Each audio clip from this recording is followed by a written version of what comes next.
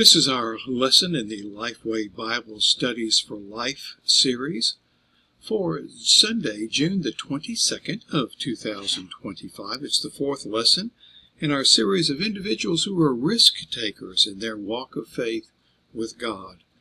And I know that the narrative that we look at today is one that you have probably never heard before, the story of David and Goliath. This is a story that even for those individuals who know next to nothing about the Bible, they have heard of David and Goliath. They may not know the biblical story, but they at least know the idea of someone who was awe-inspiring and seemingly more powerful than anyone could ever deal with, being felled by, being destroyed by, conquered by someone who was least expected to do that. Now, we hear about that in economics. Well, this was a company that was a David that went against the Goliath industry, and they succeeded where others had not. And so we know this kind of story, where someone triumphs over just incredible odds against that person. And again, it's kind of like the story that we had in Noah with the flood, and the first story in this series. It's kind of a Sunday school story, too, so probably most of us, like me, who grew up in Sunday school, heard this at least once a year, the David and Goliath story. So we're looking at passages from 1 Samuel chapter 17.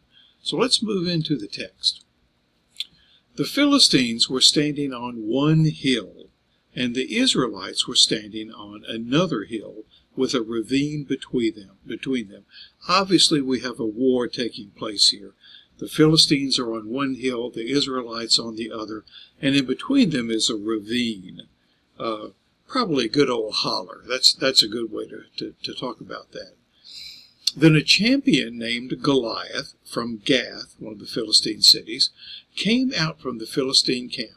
He was 9 feet 9 inches tall.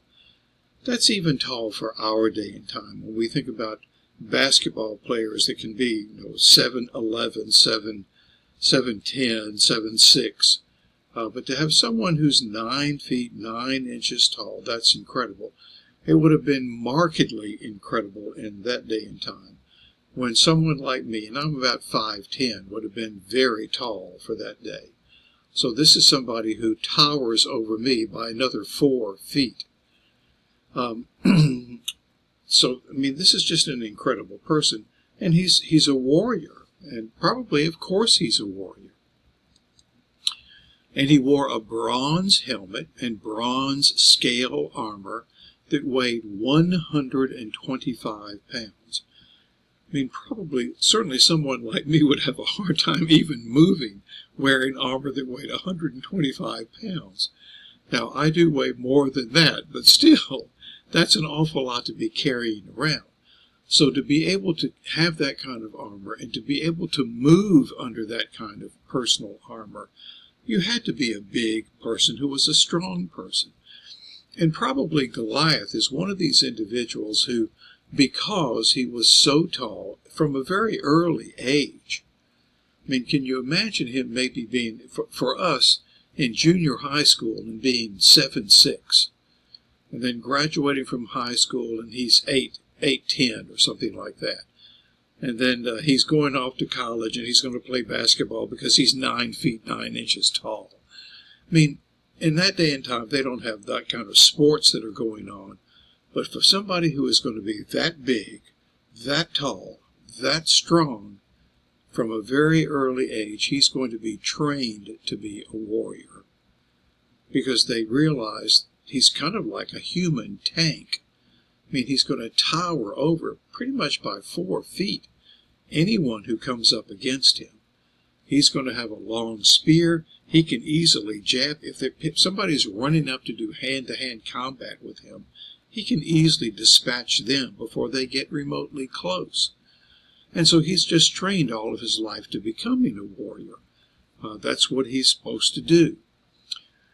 There was bronze armor on his shins to protect them, because you kind of think, well, if he's that tall, his shins are something that people might be able to get to, so he needs bronze armor for his shins. and a bronze javelin was slung between his shoulders. So he's got a javelin there too, and it's kind of between his shoulders, so he can easily access that as well. And we find out just more about him. His spear was like a weaver's beam, a nice big strong piece of wood. And the iron point of his spear, I mean, the spear is going to be primarily wood, but it's going to have an iron point.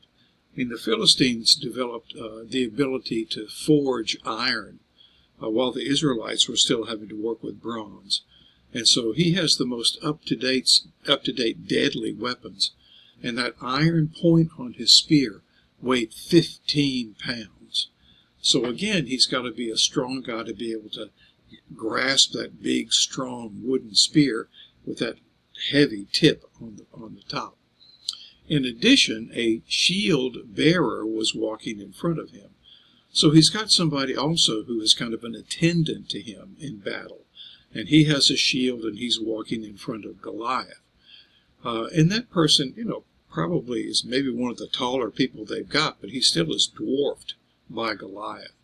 So again, Goliath is this trained individual, trained in warfare. And of course the Israelites are afraid of him. People in our day and time would be afraid of him. He stood and shouted to the Israelite battle formations. Again, he's on one hill, the Israelites on the other hill. He's shouting across the ravine. And more than likely, as a big guy, he had a big, strong voice too. Am I not a Philistine, and are you not servants of Saul? I mean, Saul is the king of Israel. Choose one of your men and have him come down against me. This was this idea of kind of one-on-one warfare, kind of whoever wins that one-on-one warfare, then the losers, that whole group, becomes his servants, the servants of that nation that he represents. So that's kind of the idea of that. Of course, we recognize the fact that when David wins, it's not just that the Philistines become servants of Saul and the Israelites. I mean, Saul and the Israelites pursue them and try to wipe them off the face of the earth. And the Philistines might well have done that through the Israelites too. But it's kind of, you send a champion out and we'll fight one-on-one. Whoever wins, their army wins, and the others are going to be in bad shape. Of course, the person who should be fighting against Goliath is Saul, because he's a head taller than any other Israelite. And if you're looking for a tall person who also knows how to fight, well, Saul's that person. But again, Goliath is going to have 3.5 feet still on Saul, and Saul is fearful. He doesn't want to do that. David said to Saul, we move along in the narrative now. I mean, Saul doesn't want to fight him. Goliath comes out every day. David has come to visit his brothers and bring them some food, and bring some food for their captain as well. And so he looks out there and he sees this Goliath taunting Israel and taunting Israel's God too. And he just can't do that. I mean, he can't stomach that kind of stuff. And so, his brothers are saying, oh, get out of here, you little kid. He's a youth. Probably he's less than 20 years old. 20 years old and older, you were eligible for military service. So he's probably in his teens somewhere, mid to later teens. And so his brothers are just kind of saying, oh, just leave us alone. You're at home tending the sheep and we're here on the battlefront. You don't know what's going on. But eventually, David gets into the presence of Saul, and that's where we pick up the narrative. David said to Saul, don't let anyone be discouraged by him. Your servant will go and fight this Philistine. And I can imagine what Saul might have thought. Oh, come on, you little pipsqueak. You've got all this great courage here, but I don't know that you've got anything to back it up with. But David says, listen, I can take this Philistine. No, you don't need to worry about him. Just send me out there and I'll go to fight him. But Saul replied, you can't go fight this Philistine. You're just a youth. And he's been a warrior since he was young, which he has. Again, because of his height, because of his strength at an early age, he is groomed to be a warrior. Probably when he is in his junior high school, middle school years, he's already practicing against hardened soldiers and learning how to fight, learning how to protect himself. And then as he gets older, it's probably hard for him to find a sparring partner because he's too good at everything. And so, the odds are just overwhelming. First of all, David, this guy is huge, and he is massively strong, and he has been training to be a warrior since his youth. You're still just a youth. You don't have any training in warfare. And so this is not going to work. He's going to just destroy you. David answered Saul, "Your servant has been tending his father's sheep. Whenever a lion or a bear came and carried off a lamb from the flock, I went after it, struck it down, and rescued the lamb from its mouth. If it reared up against me, I would grab it by its fur, strike it down, and kill it." Now David says, okay, I have not been in battle, in a military battle against other human beings, but I've been taking care of my father's sheep for a long time now. And I've had to face some pretty wild animals that were intent on coming in, killing one of the sheep, and taking it off to eat it. And so whenever a lion came or a bear came and carried off a lamb from the flock, I went after it, and I struck it with my club that I had, with my staff and my rod. And then I rescued the lamb from its mouth. I hit it hard enough that they let the lamb go, and I got the lamb back. And if it reared up against me, ready to strike me, I would grab it by its fur, strike it down, and kill it. And probably David has a knife with him, and this is what he's done. I remember growing up with the television series that Disney produced on Davy Crockett, starring Fess Parker. And I remember the song, "Killed him a bear when he was only 3. Well, David says, I've killed bears, I've killed lions, and I can certainly take on this too. Because certainly a bear or a lion, for that day and time, our day and time too, if it's going to rear up, it's going to be bigger than a human being is. And it's strong, and David has taken care of them." And is David stretching the truth? Some people say, yeah, he is, but he's probably not stretching it by much. He has faced some pretty fierce animals, and he has won. "Your servant has killed lions and bears." This uncircumcised Philistine, uncircumcised just to underscore the fact that this is not a believer in God. This is someone who is not just antagonistic to the Israelites, he's antagonistic to God too. He'll be like one of them, for he has defied the armies of the living God. Okay, he's got the Philistine army. He's been trained since his youth. He's a massive individual with great strength, but he has defied God and God's angelic host, and for that he can be defeated. Then David said, "The Lord who rescued me from the paw of the lion and the paw of the bear will rescue me from the hand of this Philistine." Now God has been with me because I have been with God. And when I've had those fights with lions, God has brought me through. When I've had those fights with bears, God has brought me through. And I can fight this Philistine, and God will bring me through too. Because I believe that God will do that. Saul said to David, "Go, and may the Lord be with you." It's almost tempting to understand that what Saul is saying is, well, it's your funeral. No, we know that Saul was not the greatest faithful person to God. At this point in time, he's still doing pretty well, but he's going to be making some tragic mistakes coming up. He's not the one who is as faithful to God as David is, and really as David will be through the bulk of his life. And so I think Saul is trying to wish David well, but I don't think he's expecting much. But David is all he has, isn't he? I mean, Saul's not going to go up against Goliath. Nobody else is going to go up against him. David's 3 brothers who are there, they're not going to try to tackle Goliath.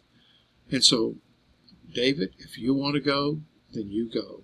And in a sense, the fate of Israel rests in your hands. Because if Goliath kills you, which he might well do, then we become the servants of the Philistines, or worse. And we skip over a few more verses. And we know what happens in this interim time period. So Saul puts his armor on David. And of course it's not going to fit. It's going to be too big for him. Because Saul is this guy who's a head taller than anybody else in Israel. David is still a youth and still in his growing up years. And it's so ponderous on David, he really can't move. He can't flex at all. And so he takes all that off. And he strides over there toward Goliath. And on the way, he's got his sling with him, and he picks up 5 smooth stones. And then he gets there to challenge Goliath. David said to the Philistine, "You come against me with a sword, spear, and javelin." Those were the 3 greatest weapons that someone could have in that day and time. A javelin for throwing distances, a spear for jabbing those who come close, and again, you couldn't get close to Goliath if he had that spear, and a sword, and we can imagine how powerful the sword that Goliath had, and the reach that he had, and you couldn't get close to him with his sword either. But I come against you in the name of the Lord of armies, the Lord of hosts, the God of the ranks of Israel. You have defied him. No, you've got the modern day weaponry for that day and time. But I have God behind me. And I believe that God is going to give me victory because you have defied God. And I'm not going to take that sitting down, David says. Today, the Lord will hand you over to me. Today, I'll strike you down, remove your head, and give the corpses of the Philistine camp to the birds of the sky and the wild creatures of the earth. Then all the world will know that Israel has a God. Now, Goliath, I know that you are expecting to walk away from this as the victor. And the Philistines are expecting that you will be a victor no matter who comes against you. But I'm going to tell you that I'm going to win today. And I'm going to, with a sword, chop off your head. And you and the rest of the Philistines will become just food for the birds of the air and the wild animals of the earth, as they scavenge off of you and destroy and eat your corpses.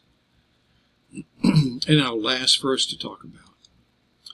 And this whole assembly will know that it is not by sword or by spear that the Lord saves, for the battle is the Lord's. He will hand you over to us.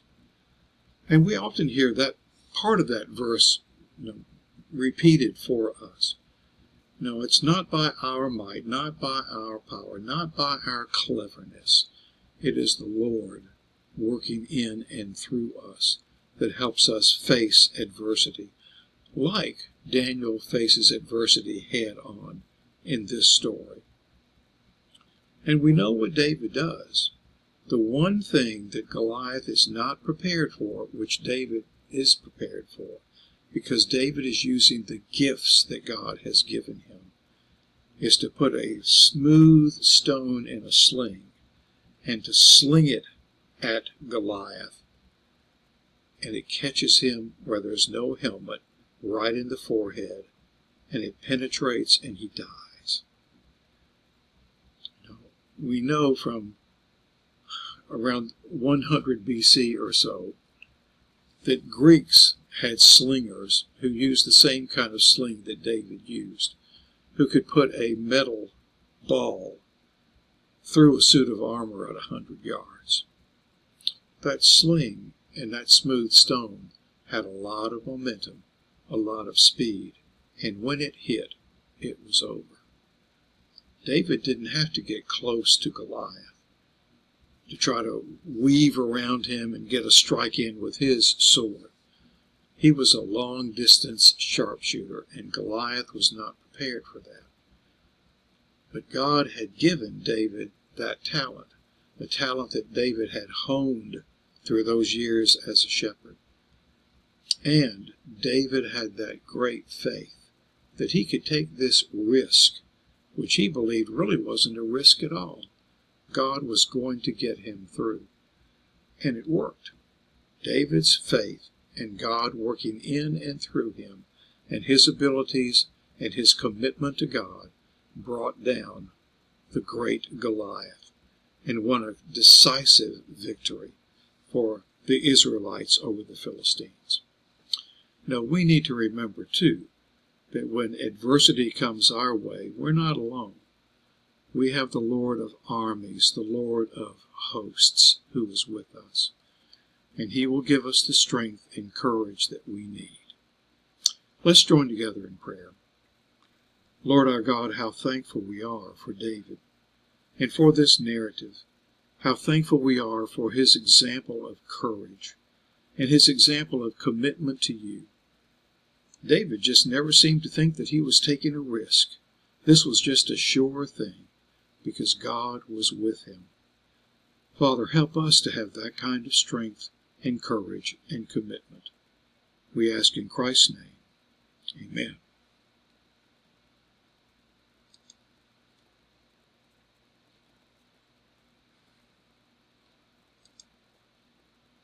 Oh, come on.